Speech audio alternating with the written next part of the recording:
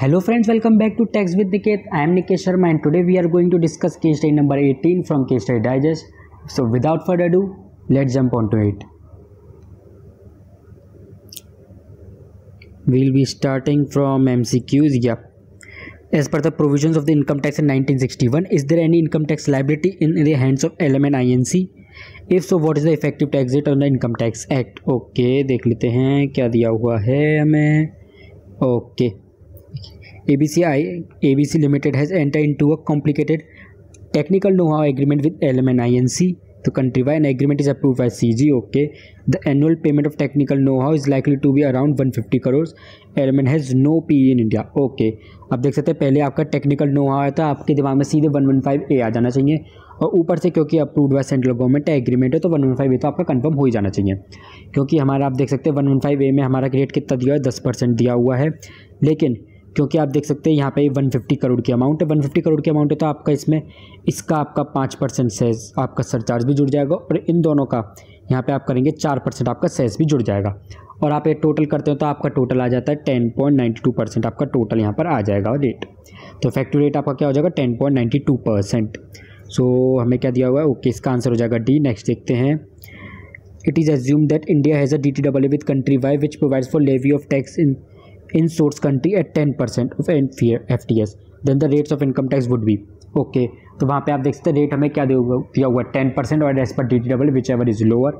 लेकिन हमारा आप कहेंगे यहाँ पे तो उस पर भी 10% और DTAA भी 10%, तो कोई भी लगा लो कोई फ़र्क नहीं पड़ता. पर यहाँ गाइस यहाँ पे फ़र्क पड़ेगा.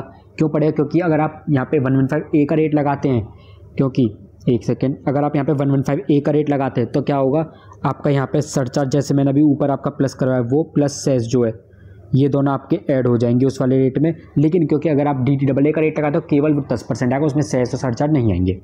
तो इस केस में हमारा क्या हो जाएगा 10% रेट हो जाएगा, क्योंकि whichever is more beneficial to the assessee. Okay इसका आंसर हो जाएगा बी. नेक्स्ट देखते हैं, नेक्स्ट में हमें क्या दिया हुआ है. Would LMN INC be required to file its ROI 2023 in cases mentioned in 1 and 2 above if the tax deductible at source, if any, has been fully deducted from its income. Assume that only source of income, this is the only source of income of LMN INC in India. Okay हमें कौन कौन से first और second case में, मतलब इस case में और इस केस में हमसे पूछा हुआ है.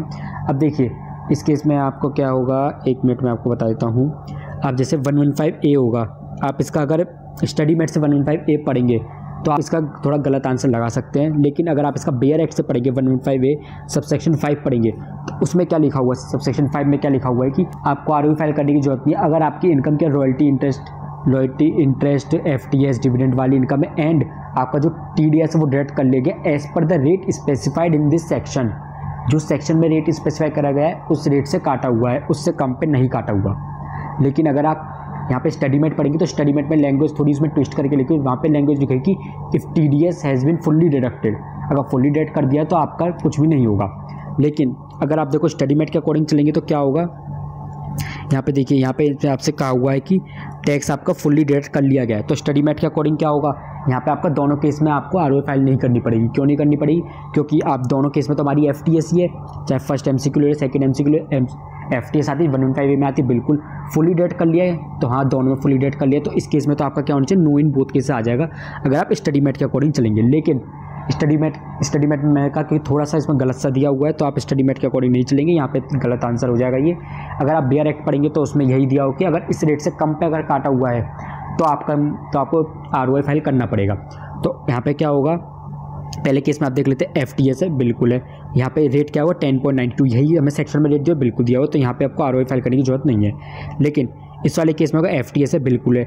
यहाँ पे रेट कितना हुआ है 10%, लेकिन हमें सेक्शन के अकॉर्डिंग रेट क्या बनना चाहिए 10.92. तो यहाँ पे क्या इस रेट से काटा, बिल्कुल नहीं काटा, तो आपको ROI फाइल करना पड़ेगा, बिल्कुल फाइल करना पड़ेगा.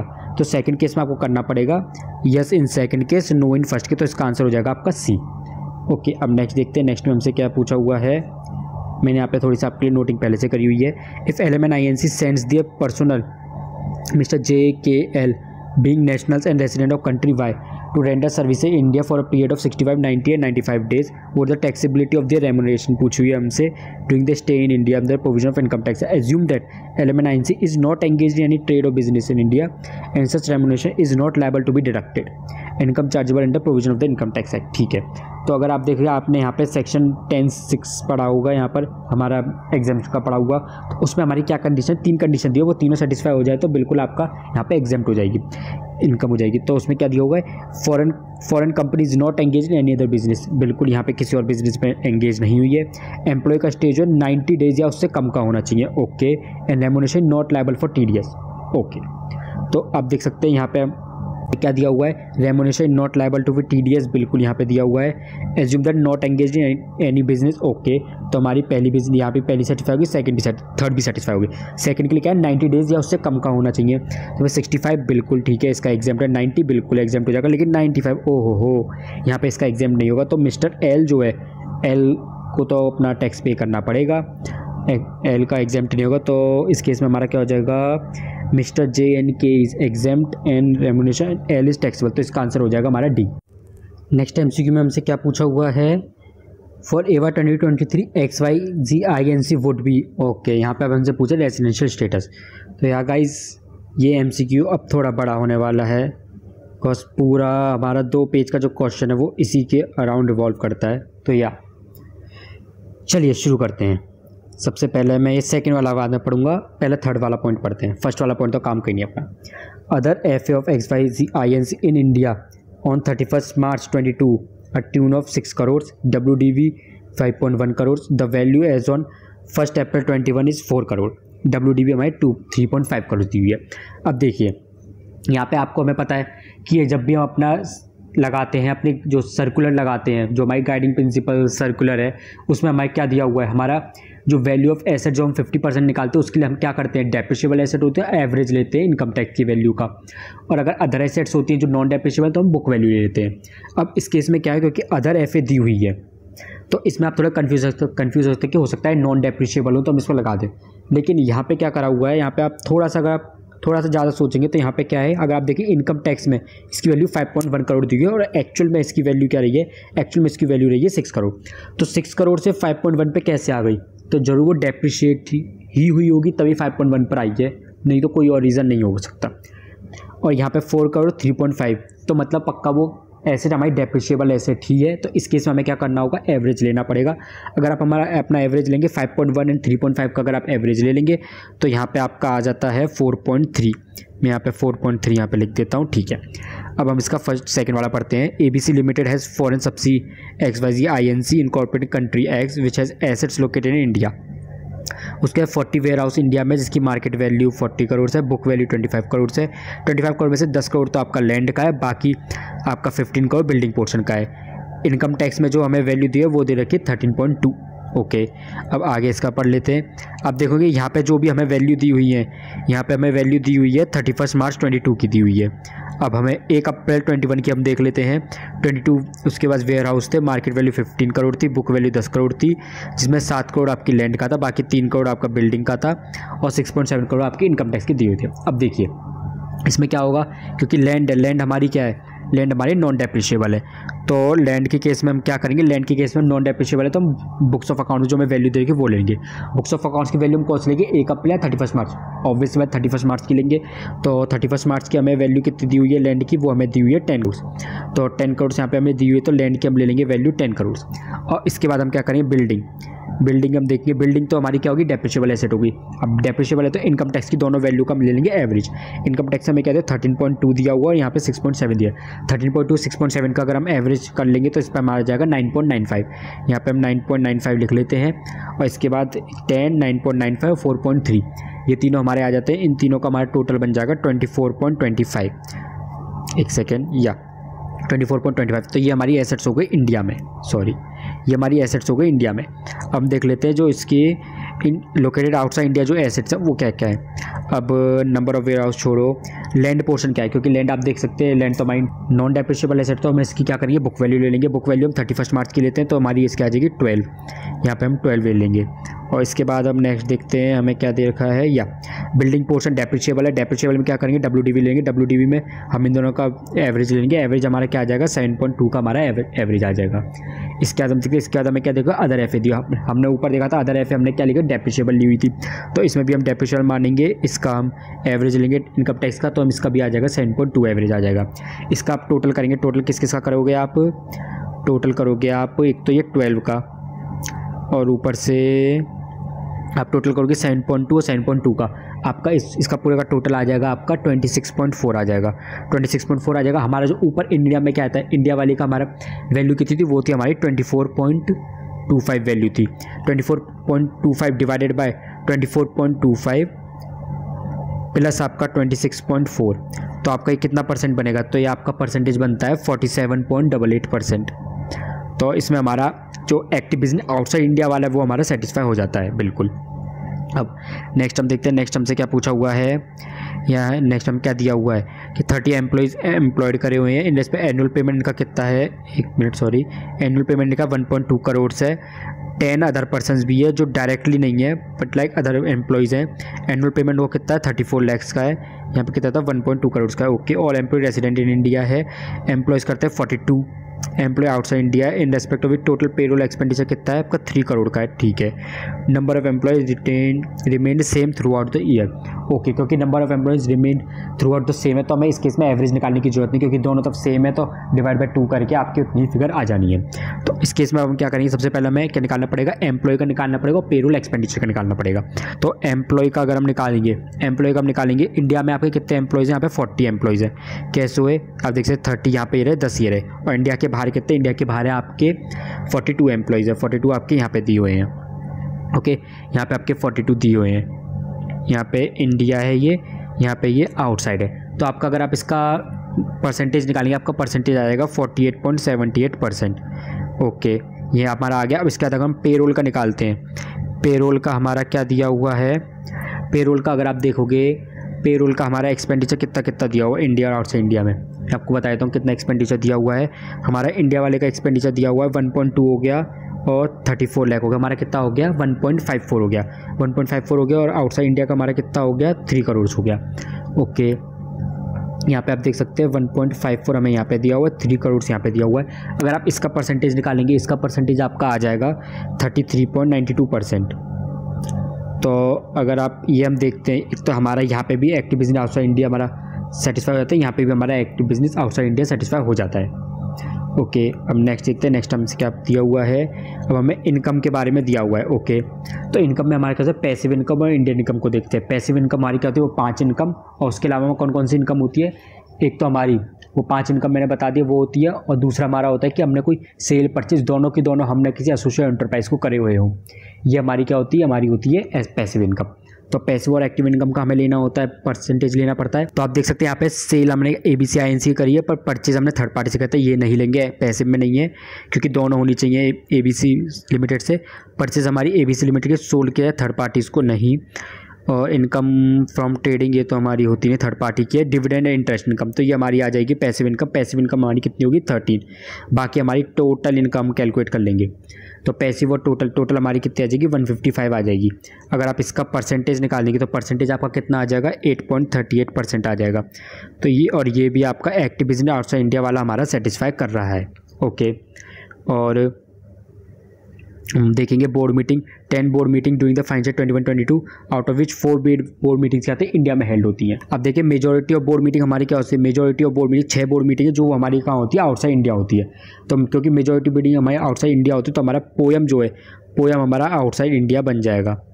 ये ऊपर के जो हमने 4 टेस्ट करे इससे तो क्या हमारा active business outside India satisfy हो गया, लेकिन ये तो हमारा सेटिस्फाई होगा। इसके अलावा बोर्ड मीटिंग और हो जाती है तो हमारा पोयम भी आउटसाइड इंडिया हमारा सेटिस्फाई कर जाएगा, क्योंकि हमारा पोयम आउटसाइड इंडिया होगा तो हमारी क्या होगी NR हो जाएगी। और यहाँ मैं आपको यहाँ पे एक चीज़ और बताया, तो मैंने यहाँ पे ABC INC को हमने यहाँ पे ABC INC को क्यों अपना AE माना है, क्योंकि आप देख सकते हैं, क्योंकि मैंने यहाँ पे कुछ बताया नहीं था आपको, तो मैं आपको यहाँ पे क्लियर कर देता हूँ। ABC INC को क्यों हमने AE यहाँ पे माना हुआ है, क्योंकि आप देख सकते हैं यहाँ पर ऊपर या ABC INC has a foreign subsidy XYZ INC, foreign subsidy मतलब 26% उससे ज़्यादा है, तो हमारा यहाँ पे ABC INC हमारी AE बन जाएगी, डीम्ड AE बन जाएगी। तो ये हमारा इसका तो रेसिडेंशियल स्टेटस हो गया, NR का हो गया, NR का हो गया, तो नहीं ये नहीं, तो इसमें NRC से फुट फिट ओके ये भी है, और board meeting held outside India ठीक है। तो हमारा इसका आंसर हो जाएगा D, क्योंकि B और C दोनों है। हमें 6th क्वेश्चन में हमसे क्या पूछा हुआ है, The MD of ABC Limited wants to know about the obligation to deduct tax at source from the payment made to William Peters Samuel Singers. Advise ABC Limited suitably. Okay, if there is an agreement between ABC and William Peters and Samuel Singers that the tax payable in India on income payable will be borne by ABC Limited itself. Okay, then what is the amount of tax deducted at source? There is no DTAA. Okay, तो इससे related हम देख लेते हैं क्या दिया हुआ है. ओके, हमें यहाँ पे दिया हुआ पढ़ लेते हैं. ABC limited utilizes service from William Peters, कंट्रीजेट क्रिकेटर है एंड एनआर है, क्रिकेट लीग में मैच खेलता है, sponsored by the company. He was paid sum of 32 lakhs from playing the matches. In addition ABC limited पे करा 8 lakh for company के advertisement के लिए. He has incurred expenditure of 2 lakhs. Okay, तो यहाँ पे आप देख सकते हैं सीधे सीधे केस है हमारा 115 BBA का केस है.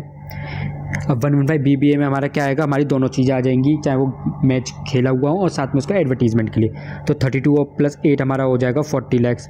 40 lakhs पर हमारा TDS कट जाएगा. हमारा उसमें TDS का रेट कितना दिया हुआ है, हमें 20% का रेट दिया हुआ है. और क्योंकि 40 lakhs हमारा सरचार्ज लगेगा नहीं, लेकिन हमारा सेस लग जाएगा. सेस हमारा कितना चल जाएगा, 4% और 40% और 20% हमारा आ जाएगा. तो हमारा रेट आ जाएगा 20.8%. ओके, और हमसे आगे क्या दिया हुआ है, ठीक है. Samuel singers and ex cricketer hailing from country पे was employed as a match referee. Okay, referee में दिया हुआ है. In the set cricket tournament he was paid a sum of 6 lakh for the service. He stayed for 45 days in India. इसका stay 45 days रहा है 21-22 में. तो यहाँ पे क्योंकि मैच रेफरी है और ये एनआर है, तो यहाँ पे आपका सीधा क्लिक करना चाहिए. हमें क्या क्लिक करना चाहिए, आप देखोगे हमें एक केस लॉ दिया हुआ है, Indcom versus CIT, Incom versus CIT TDS का हमें केस दिया हुआ है. उसमें क्या कहा हुआ है कि जो हमारा मैच रेफरीज वगैरह वो हमारे 194E में कवर नहीं होते हैं. वो 194E में कवर नहीं होते, उसके लिए क्या लगेगा, हमारा TDS at rates in force लग जाएगा हमारा. ओके, तो रेट्स इन फोर्स पे इस पर भी TDS कटेगा. और हमसे इसके एडिशन में क्या पूछा हुआ था, या हमसे पूछा होता अगर कोई एग्रीमेंट होता है उसका, तो बताओ क्या होगा. तो इस केस में हमारा क्या हो जाएगा, क्योंकि उनमें एग्रीमेंट हुआ पड़ा है कि वही जो पे करने वाला है वही टैक्स लायबिलिटी बॉन्ड करेगा. तो इस केस में हमारा सीधे यहाँ पे सेक्शन 195A लग जाएगा. 195A क्या कहता है कि अगर इस तरह का कोई एग्रीमेंट है कि सामने वाला जो जिसको इनकम रिसीव हो रही है वो टैक्स पे नहीं करेगा, जो पे करने वाला ही वही बॉन्ड करेगा, तो इस केस में आपको जो अमाउंट को एक ग्रॉस अप कर लिया जाएगा और फिर हमारा टैक्स की अमाउंट निकाली जाएगी. तो इस पर हम देख लेते हैं हमें क्या दिया हुआ है. ओके, पहले में 115 BBA लग जाएगा 32 लाख और 8 लाख पे, तो 40 लाख आया 20.8%. ओके, नो डिडक्शन होगा. ओके, 195A लग जाएगा हमारा इसमें. ओके, 195A लग जाएगा तो हमारा ग्रॉस अप हो जाएगा 40 लाख. 100 डिवाइडेड बाय 100 माइनस 20.8, तो 50,50,000 आ जाएगा. इस पर TDS कट जाएगा हमारा 20.8%. ओके, क्योंकि match referee however not a sports person 115 BBA में हो जाएगा. तो the sum of 6 lakh would be taxable at normal rates of tax. ठीक है, तो हमारा जो 195 में रेट्स इन फोर्स दिया वो 30% दिया है, उस पर 4% हमारा सेस लग जाएगा, 31.2% आ जाएगा. इस पर हमारा 6 लाख पे लगा देंगे तो 1,87,200 आ जाएगा हमारा. अब 195A का अगर हम ग्रॉस अप कर देंगे तो हमारा 100 डिवाइड 68.8% आ जाएगा, जो कि 8,72,000 की अमाउंट आई थी. उस पर अगर हम 31.2% हम TDS लगाते हैं तो हमारा आ जाएगा 2,72,093. ओके, अब हम नेक्स्ट देखते हैं. नेक्स्ट हमसे क्या पूछा है. Okay, the board of director wish to know whether the foreign subsidy XY INC satisfy the active business outside India. Okay, ये तुम्हारा 5th वाला जो MCQ है वही बताया हुआ है, तो ये तो हमने करा हुआ है. मैं बस आपको पढ़ा देता हूँ, आप मैच कर लेना. 8.39% हमारा आया था, एक्टिव बिजनेस इसने सेटिस्फाई कर लिया है. यहाँ पे हमारा 47, आपको याद हो 47.88% आया था, ये भी हमारा सेटिस्फाई कर गया था. और एम्प्लॉय के केस में हमारा क्या था, 48.78% था, वो भी हमारा 1 मिनट, ये हमारा 3rd कंडीशन सेटिस्फाई कर गई थी. और पेरोल एक्सपेंडिचर का अगर हम देखते हैं, पेरोल एक्सपेंडिचर का हमारा क्या था, 33.92% हमारा भी आया, तो सेटिस्फाई कर गया था. और अगर हमें पोएम का देखना है, क्योंकि देखो ABOI तो हमारा सेटिस्फाई हो गया. यहाँ पर आप देखेंगे ABOI, क्योंकि चारों कंडीशन हमारी सब हो गई, तो ABOI तो हमारा सेटिस्फाई हो गया है. अब पोएम के लिए हमें क्या करना पड़ेगा कि मेजॉरिटी ऑफ बोर्ड मीटिंग्स भी देखनी पड़ेगी, कि 6 out of 10 हमारी मीटिंग आउटसाइड इंडिया हुई है, तो पोएम हमारा नॉट इन इंडिया माना जाएगा और NR मानी जाएगी 22-23 असेसमेंट ईयर में. सो that brings us to the end of this video, friends. If you have any question regarding this case study or paper 6 in general, please leave a comment. I'll without a doubt respond to you. If you have some spare time, you can join our Telegram channel. I post MCQs there and you can also discuss your queries with me. So simply click the like button if you enjoyed the video. To show your appreciation for my work, click the subscribe button. We'll meet again in the next video with a new case study. Until then, take care and bye bye.